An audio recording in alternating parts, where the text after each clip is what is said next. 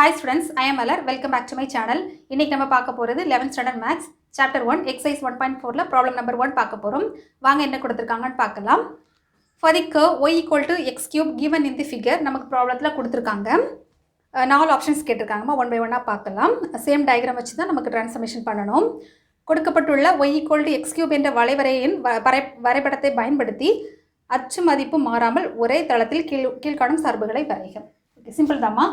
இதுக்கான கான்செப்டை நம்ம கான்செப்ட் வீடியோவில் நம்ம போட்டிருக்கோம். ஒருவேளை நீங்கள் பார்க்கலன்னா மேலே ரோல் ஆகக்கூடிய ஐ பட்டனில் அதுக்கான லிங்க் நான் கொடுக்குறேன். அது மட்டும் டிஸ்கிரிப்ஷன் பாக்ஸ் அதோட லிங்க் நான் கொடுக்குறேன். நீங்கள் அதை பார்த்துக்கோங்க. அதை பார்த்தீங்கன்னா உங்களுக்கு ஈஸியாக இருக்கும். இந்த ப்ராப்ளத்தில் இதான் பேஸ் டயக்ராம். சரியாம்மா? கிவன் டயக்ராம் நமக்கு ப்ராப்ளத்தில் கொடுத்துருக்காங்க. ஒய் ஈக்குவல் டு எக்ஸ் கியூபுங்கிற ஒரு கர்வ் கொடுத்துருக்காங்க. இதை பேஸ் பண்ணி நம்ம 4 ஆப்ஷன்ஸ் கேட்டிருக்காங்க. ஒன் பை ஒன்னாக பார்க்கலாம். ஃபர்ஸ்ட் ஆப்ஷன் பாருங்கம்மா, இதான் first option y equal to minus x cube. அதாவது y equal to minus x cube எதில் வரும்? ரிஃப்ளெக்ஷனில் வரும். சரியா? ரிஃப்ளெக்ஷனில் எதை பொறுத்து நமக்கு வேரி ஆகும்? ரிஃப்ளெக்ஷனில் ஃபங்க்ஷனுக்கு வெளியில் மைனஸ் இருந்தால் என்னது, ஃபங்க்ஷனுக்கு உள்ள மைனஸ் இருந்தால் என்னங்கிறது நம்ம பார்த்துருக்கோம் இல்லையா? இதில் ஃபங்க்ஷனுக்கு வெளியில் மைனஸ் இருக்குது. வெளியில் மைனஸ் இருந்துச்சுன்னா எந்த ஆக்சிஸ்மா நமக்கு மிரராக ரியாக்ட் ஆகும்? எக்ஸ் அச்சு தான் நமக்கு மிரராக ரியாக்ட் ஆகும். சரியா? ஃபங்க்ஷனுக்கு வெளியில் மைனஸ் இருந்துச்சுன்னா எக்ஸ் அச்சு தான் மிரர். இதில் எக்ஸ் அச்சு இதுதான் எக்ஸ் அச்சு, இது எக்ஸ் அச்சு தான் நமக்கு மிரராக ரியாக்ட் பண்ணுது. அப்போ இப்போ பார்க்கலாமா? இப்போ பாருங்கள், இதில் எக்ஸ் அச்சு தான் நமக்கு மிரர்னா இதோட ரிஃப்ளெக்ஷன் எங்கேமா விழும்? எக்ஸ் அச்சு நோக்கி தான் வரும். இதுலேருந்து அப்படியே நமக்கு எப்படி இருக்கக்கூடிய டைம் அப்படியே நமக்கு ரிவர்ஸ் ஆகும். கரெக்டாக? அப்போ நம்ம எப்படிமா வரையலாம் பாருங்கள். இந்த மாதிரி இருக்கிறது இப்படி வரைகிறோம்.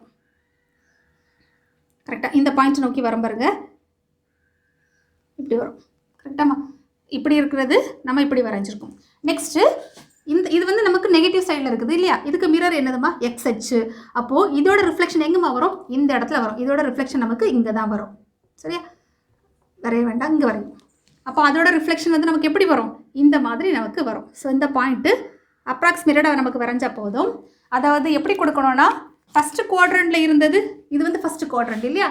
இது ஃபஸ்ட்டு குவாட்ரண்ட், இது செகண்ட் குவாட்ரண்ட், இது தேர்டு குவாட்ரண்ட், இது ஃபோர்த்து குவாட்ரண்ட். அப்போது ஃபஸ்ட்டு குவாட்ரண்ட்டில் இருந்தது ஃபஸ்ட்டுலேருந்து எங்கே மூவ் ஆயிருக்கு? நமக்கு ஃபோர்த்துலேருந்து மூவ் ஆயிருக்கு. இது ஃபஸ்ட்டு குவாட்ரண்ட்லேருந்து நமக்கு ஃபோர்த்து குவாட்ரண்ட்டில் மூவ் ஆயிருக்கு. கரெக்டாக? இது எந்த குவாட்ரண்ட்டில் இருக்குது? Third quadrant.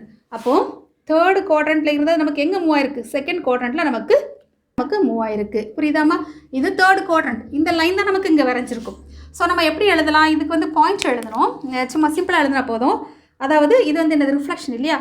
அப்போது y equal to minus x cube. அதாவது ஃபங்க்ஷனுக்கு வெளியில் மைனஸ் இருக்குன்னா ரிஃப்ளெக்ஷன் அபவுட் எக்ஸ் ஆக்சிஸ். சரியாம்மா? தமிழில் நான் எழுதி போடுறேன். ஃபங்க்ஷனுக்கு வெளியில் மைனஸ் இருந்துச்சுன்னா ரிஃப்ளெக்ஷன் அபவுட் எக்ஸ் ஆக்சிஸ். புரியுது? நெக்ஸ்ட் நம்ம செகண்ட் ஆப்ஷன் பார்க்கலாம். y equal to x cube plus 1. இந்த மாதிரி ஒரு ஃபங்க்ஷன் கூட ப்ளஸ்ஸோ மைனஸோ அந்த மாதிரி கொடுத்துருந்தாங்கன்னா அது டிரான்ஸ்லேஷன் கேட்டகரி வந்துடும். சரியாமா? 3 கேட்டகரி இருக்குது: ரிஃப்ளெக்ஷன், டிரான்ஸ்லேஷன் அண்ட் டைலேஷன் இல்லையா? நம்ம ரிஃப்ளெக்ஷன் இதை கம்ப்ளீட் பண்ணிட்டோம். நெக்ஸ்ட்டு ப்ளஸ் 1ன்னு கொடுத்துருக்காங்க அப்படின்னா நமக்கு டிரான்ஸ்லேஷனில் 4 கேட்டகரி இருக்குது இல்லையா? ப்ளஸ் 1 கொடுத்துருந்தா அது எங்கே மாறுமா? Shift left. கரெக்டாக? ஏன்னா ப்ளஸ் இருக்குச்சுன்னா நம்ம நெகட்டிவ் சைடு நம்ம மாற்றி நினைக்கணும்னு நான் சொல்லி கொடுத்தது எல்லாமே கான்செப்டில் அது மாதிரி லெஃப்ட் சைடு மூவ் ஆகுது. அப்போது ப்ளஸ் 1 இருந்துச்சுன்னா லெஃப்ட் சைடு. இதே டயக்ராம் அப்படியே ஞாபகம் வச்சுக்கோங்க. அப்போது இந்த இடத்துல என்ன இருக்குது? 0 இருக்குது இல்லையா? 0ல் ஸ்டார்ட் ஆகுறது எங்கே நமக்கு வரும்? இந்த பாயிண்ட்டுக்கு வரும். நெக்ஸ்ட்டு இதில் 1,1 இந்த பாயிண்ட் எங்கே மூவ் ஆகும்? ஒரு ஷிஃப்ட் நமக்கு லெஃப்ட்டு. அப்போ லெஃப்ட்னா இந்த பாயிண்ட்டுக்கு வந்துடும். கரெக்டாக? நெக்ஸ்ட்டு இந்த பாயிண்டில் இருக்கிறது எங்கே மூவ் ஆகும்? 2வது பாயிண்ட்டுக்கு வந்துடும். ஸோ இந்த பாயிண்டில் இருக்கிறது இந்த பாயிண்ட்டுக்கு வந்துடும். அப்போ நம்ம கிராஃப் எப்படிமா வரும்? இந்த மாதிரி வரும். இப்படி வரும். சரியாம்மா? இதான் y equal to x cube plus 1. புரியுதா? இது அதோட கிராஃப். அதாவது ஒரு ஷிஃப்ட் நமக்கு லெஃப்ட் சைடு ஷிஃப்ட் ஆகிருக்கு. இதே கிராஃபை அப்படியே நம்ம தூக்கி ஒரு சைடு லெஃப்ட் கொண்டு வந்துட்டோம். அவ்வளோதான். நெக்ஸ்ட்டு அதே டயக்ராம் தான் பாருங்கள். Y equal to x cube minus 1. ஓகேம்மா? -1 இதில் வேணால் பாயிண்ட் எழுதிக்கோங்க. Y f of y equal to x cube plus 1 shift left by 1 unit. ஏன்னா எக்ஸ் ப்ளஸ் 1 தான் கொடுத்துருக்காங்க. ஸோ ஒரு யூனிட்டு நம்ம லெஃப்ட் சைடு ஷிஃப்ட் பண்ணியிருக்கோம். சரிம்மா?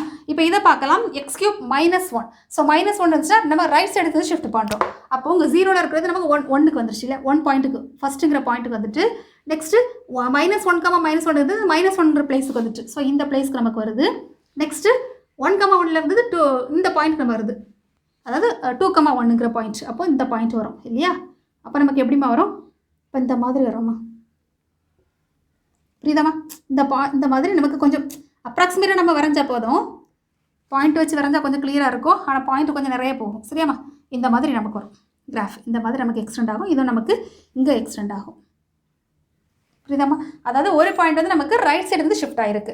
அப்போ நம்ம எப்படி எழுதலாம் பாருங்கள். இதில் வந்து கீ பாயிண்ட் என்னது? இதில் எப்படி எழுதலாம்? y equal to x cube minus 1, அதாவது ஷிஃப்ட் ரைட் இல்லையா? Right by 1 unit. வலது பக்கம் வந்து நமக்கு ஒரு பாயிண்ட் வந்து ஷிஃப்ட் ஆயிருக்கு. 0ல் இருக்கிறது 1க்கு வந்து ஷிஃப்ட் ஆயிருக்கு. நெக்ஸ்ட் பாருங்க, y of x plus 1 the whole cube. அதாவது ஃபங்க்ஷனுக்குள்ள ப்ளஸ் இருக்குது. ஃபங்க்ஷனுக்குள்ள ப்ளஸ் இருந்துச்சுன்னா அப்போ டைரக்ஷனில் மாறுதுன்னு அர்த்தம். 0ல் இருக்கக்கூடிய பிளேஸ் வந்து நமக்கு 1ங்கிற பிளேஸ்க்கு வந்துருச்சு. ஸோ இந்த பாயிண்ட்டுக்கு வந்துருச்சு இல்லையாம்மா? அப்போ -1,-1ங்கிறது -1ங்கிற பிளேஸ்க்கு நமக்கு வருது. அப்போது 1,1 இந்த பிளேஸுங்கிறது ஒரு பாயிண்ட் ஷிஃப்ட் ஆகுது. ஸோ இந்த பாயிண்ட்டுக்கு நமக்கு வருது. கரெக்டாக? அப்போ நமக்கு எப்படிமா கிராஃப் வரும்? இந்த மாதிரி வரும். சரியாம்மா? 0 மட்டும் பாருங்கம்மா. 0ல் இருக்கிறது வந்து நமக்கு இப்போ நம்ம இதுலையும் கன்க்ளூட் பண்ணிடலாம். எப்படி கன்க்ளூட் பண்ணணும்?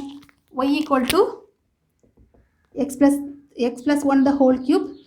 இதெல்லாம் ஷிஃப்ட் அப்வர்ட் பை ஒரு யூனிட். ஏன்னா x plus 1 தான் இருக்குது. இப்போ நம்ம கம்பேர் பண்ணலாம் பாருங்கம்மா.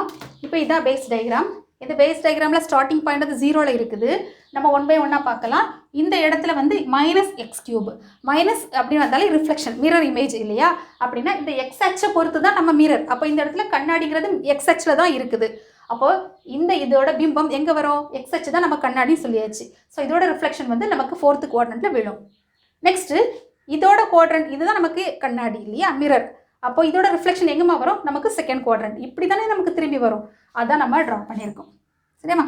நெக்ஸ்ட் ஓகே, இதெல்லாம் ஷிஃப்டிங் ப்ராசஸ். ஏன்னா ஃபங்க்ஷன் கூட +1 ஆட் ஆயிருக்கு. ஐ மீன் ஏதோ ஒரு நம்பர் வந்து ஆட் ஆயிருக்கு அப்படின்னா டிரான்ஸ்லேஷனில் உள்ள கேட்டகரின்னு ஆயிடுச்சு. அப்போ x³ +1 வரும்போது நமக்கு வந்து ஷிஃப்ட் வந்து லெஃப்ட் சைடு வந்து மூவ் ஆகுறோம் இல்லையா? அப்போ 0ல் இருக்கக்கூடியது நமக்கு -1ங்கிற பிளேஸுக்கு வருது. அவ்வளோதான். சரியாம்மா? இதுதான் நமக்கு மெயின். -1ங்கிற பிளேஸ்க்கு நமக்கு வந்துருச்சு. So shift left. நெக்ஸ்ட்டு இந்த ரெண்டு டயக்ராம் கம்பேர் பண்ணலாம். x³ -1. ஸோ -1 வந்துச்சுன்னா அது வந்து ஷிஃப்ட் ரைட் சைடு இல்லையா? அப்போ இது எதையும் கம்பேர் பண்ணும்போது 0ல் இருக்கக்கூடியது அப்படியே நமக்கு ஒரு பாயிண்ட் வந்து ஷிஃப்ட் ஆகுது. ஸோ இங்கே ஷிஃப்ட் ஆகி நமக்கு இந்த பிளேஸில் கிடச்சிருக்கு. Next x plus 1 the whole cube. அதாவது ஃபங்க்ஷனுக்குள்ள ப்ளஸ் ஆட் ஆயிருந்தா அது வந்து அப்போ டைரக்ஷனில் மூவ் ஆகுதுன்னு அர்த்தம். ஸோ 0ங்கிற பாயிண்டில் இருக்கிறது நமக்கு 1ங்கிற பாயிண்ட்டுக்கு மூவ் ஆயிருக்கு. ஸோ 0லேருந்து நமக்கு 1. அவ்வளோதான்.